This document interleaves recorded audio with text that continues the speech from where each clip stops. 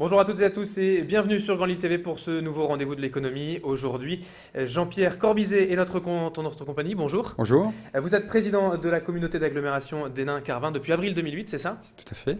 On va donc parler avec vous du développement économique et des grands projets de la communauté d'agglomération. Oui. Alors déjà, depuis 3 ans maintenant que vous êtes président, quels sont vos objectifs finalement pour ce mandat? Je crois que les objectifs remontent déjà à l'époque où le district d'Hénin-Carvin s'est transformé en communauté d'agglomération en 2001. Et puis à cette époque-là, nous avons connu quelques grandes catastrophes économiques, la fermeture de Métal Europe, les coqueries de recours, quelques années plus tard Samsonite et puis Subistatic. Donc il a fallu, avec des lettres de l'État, avec un grand emprunt, un contrat de plan, pouvoir effectivement relancer l'économie du territoire. Et à l'époque, en 2001, nous avions à peine 1 mètre carré de zone économique communautaire. Nous sommes montés à près de 140 hectares qui aujourd'hui sont près de 80% remplis. Donc ça veut dire que déjà, à l'heure d'aujourd'hui, nous commençons à imaginer de nouvelles zones économiques de façon à pouvoir entretenir ce développement de ce territoire. C'était ça finalement, le but c'était vraiment de réussir à se relever de cette désindustrialisation. Oui, parce que d'abord, je rappelle qu'il y a maintenant 20 ans, le dernier puits de mine de la région Nord-Pas-de-Calais s'est arrêté à Wagny, aussi du 99 bis en particulier, qui est un site communautaire aujourd'hui dédié à la culture.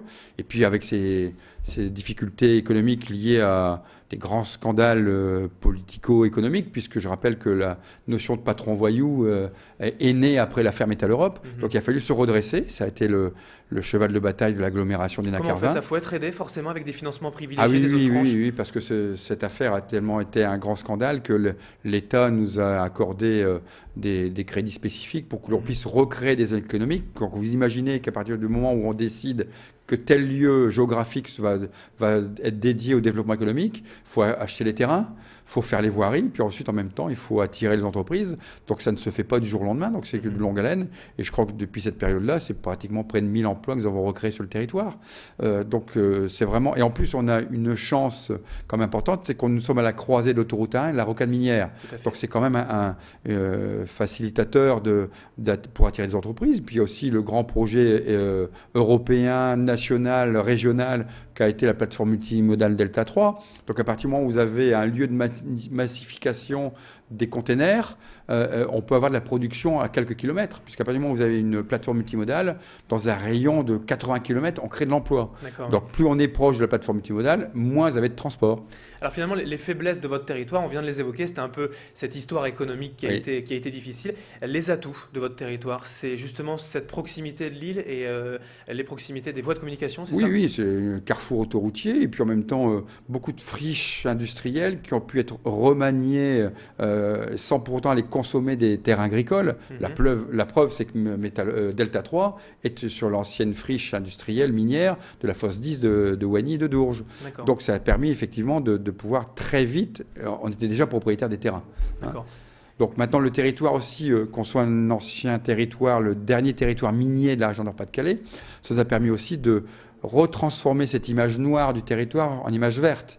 Quand vous voyez que les terris ont été reverdis et qu'aujourd'hui ça se transforme en grand parc urbain où tous les week-ends vous avez des milliers de gens qui viennent se promener, en fait on est en train de faire ce qui a été fait dans la Ruhr en Allemagne il y a à peu près 20 ans.